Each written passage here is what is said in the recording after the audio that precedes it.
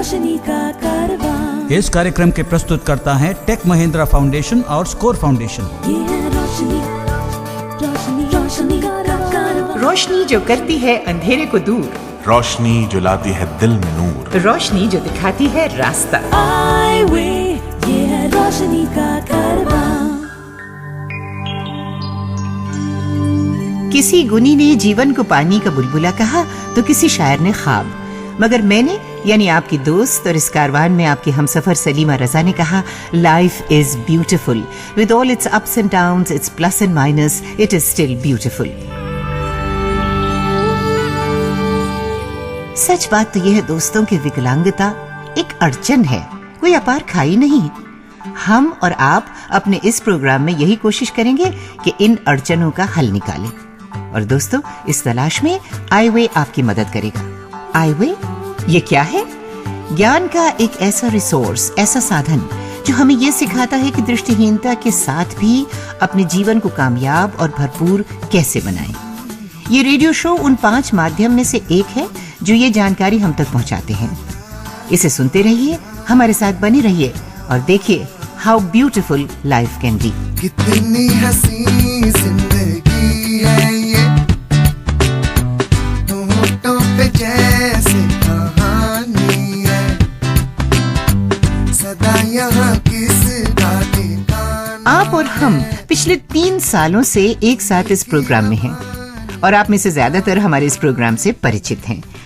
लेकिन हम ये भी जानते हैं कि इस समय कई ऐसे श्रोता होंगे जिन्हें ये एहसास नहीं है कि दृष्टिहीनता के साथ भी एक बेहतर जीवन बिताया जा सकता है।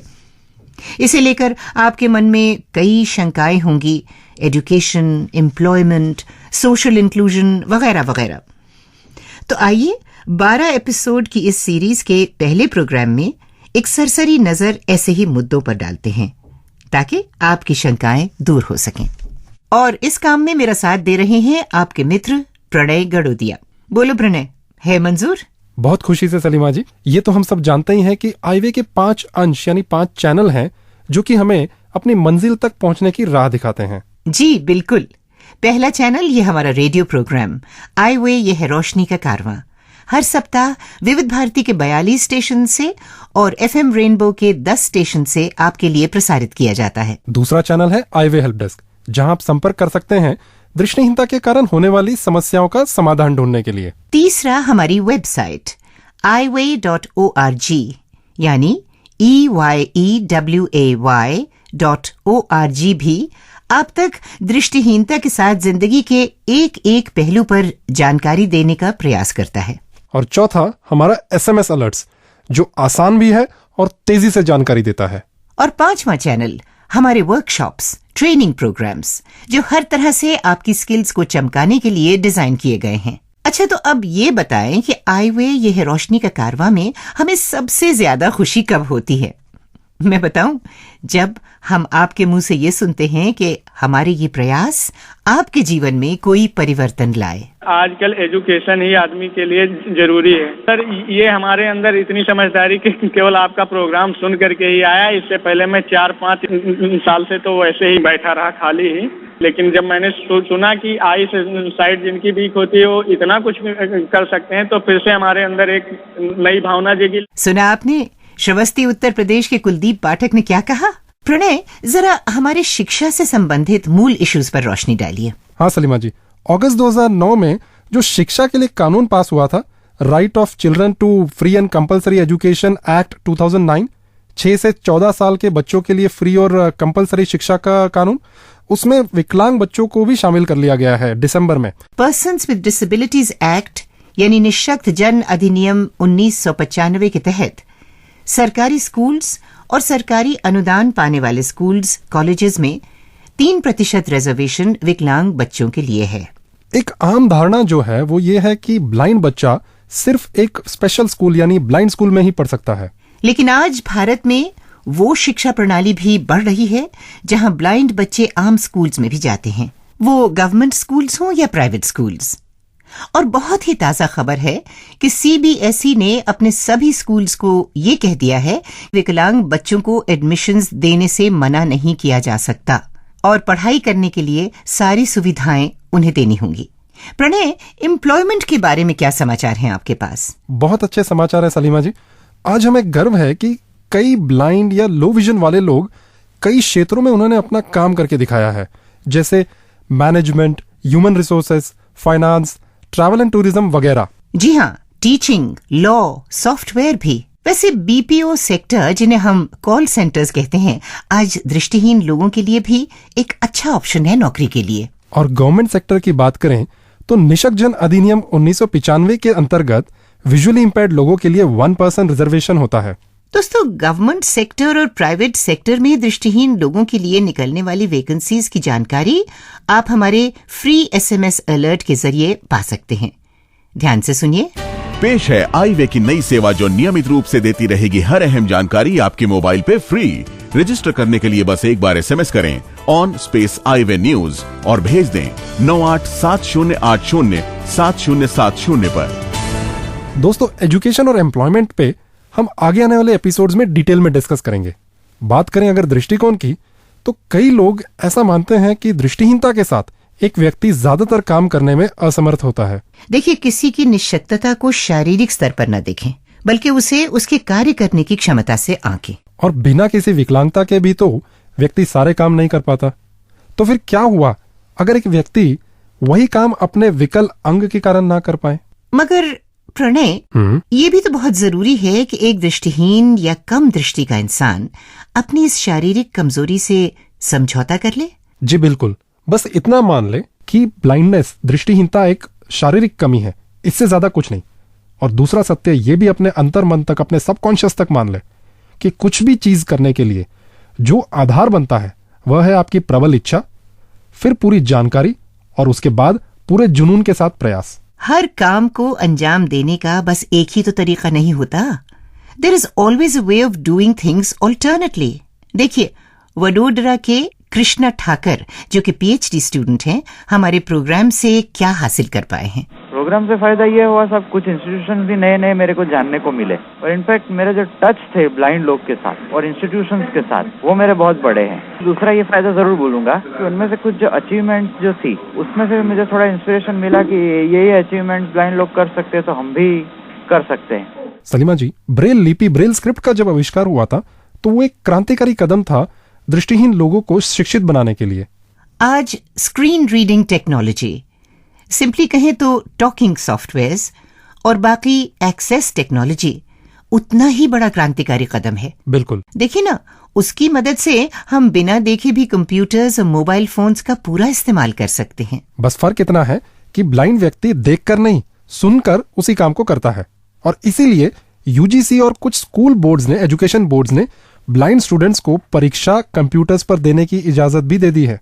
प्रणय, पहले कैसेट्स पर रिकॉर्ड की हुई किताबें कितनी जगह घेरती थीं, है ना? जी जी। अब डिजिटली रिकॉर्डेड टॉकिंग बुक्स एक सीडी में या आपके कंप्यूटर हार्ड डिस्क और सेल फोन में बआसानी फिट हो जाती हैं। बिल्कुल ठीक सलीमा जी। एक चिंता और होती है लोगों को, वो ये सोचते हैं कि बाहर आना जाना बहुत मुश्किल या नामुमकिन होता है एक ब्लाइंड व्यक्ति के लिए। ओरिएंटेशन एंड मोबिलिटी स्किल्स ये डेवलप करना होगा अपने अंदर।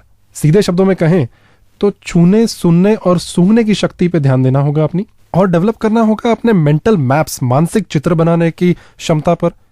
अपनी याददाश्त, स्मरण शक्ति का इस्तेमाल करें, अपने लॉजिक, सामान्य बुद्धि का इस्तेमाल करें। जी बिल्कुल। आइए देखते हैं नरेंद्र सेवक ने क्या बताया, जो भंडारा महाराष्ट्र से हैं और वो हमारा ये प्रोग्राम 2007 से सुनते आ रहे हैं।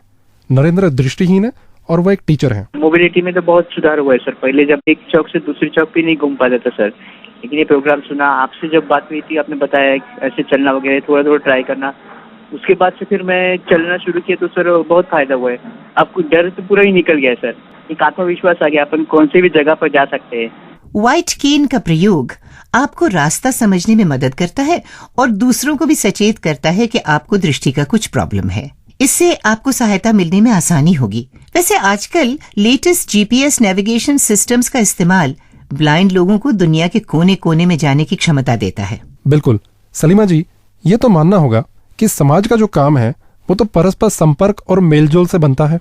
और कैसी शर्म अगर दृष्टिहीनता के कारण आपको किसी से कोई मदद लेनी पड़े, क्योंकि आप भी तो समाज को कुछ न कुछ देने की योग्यता रखते हैं। जी, हमने देखा है कि दृष्टिहीन व्यक्ति आत्मनिर्भर जीवन बिता सकते हैं, खुद अपना ख्याल रख सकते हैं, जैसे घर के कामकाज वगैरह करना।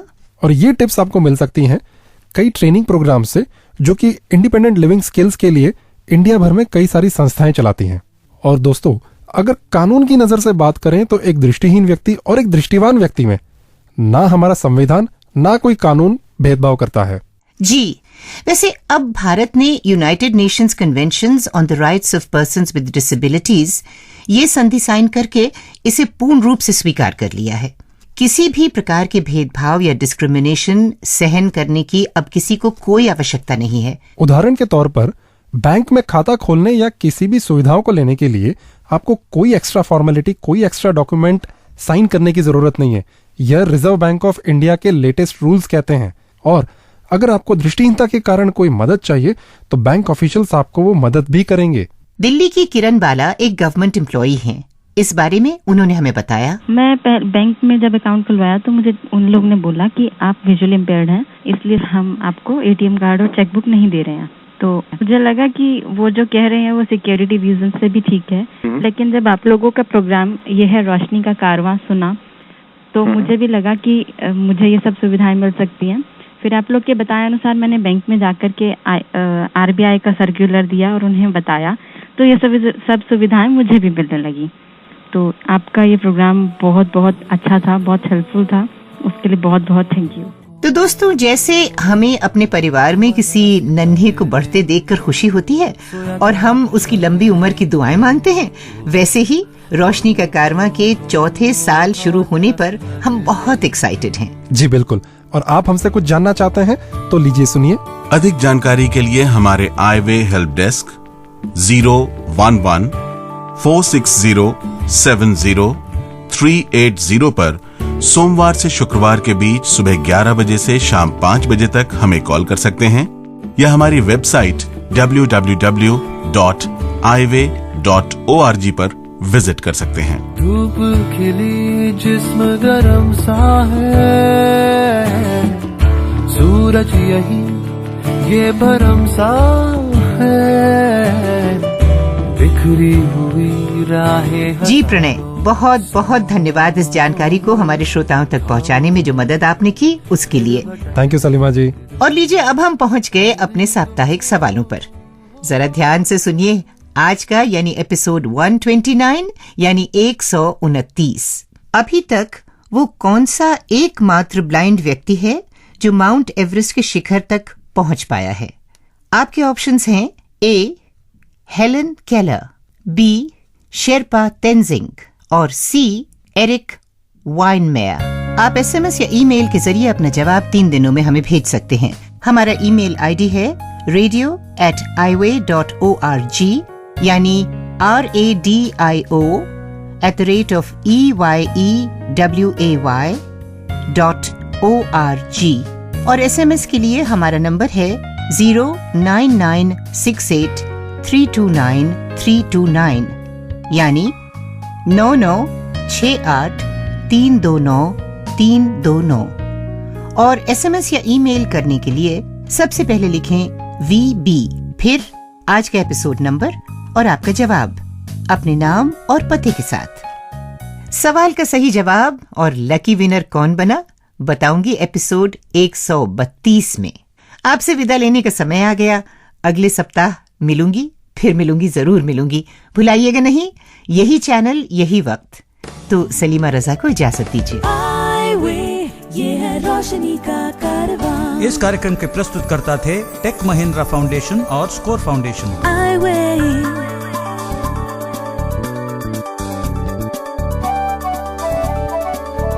ये है रोशनी, रोशनी, रोशनी का कारवां, रोशनी।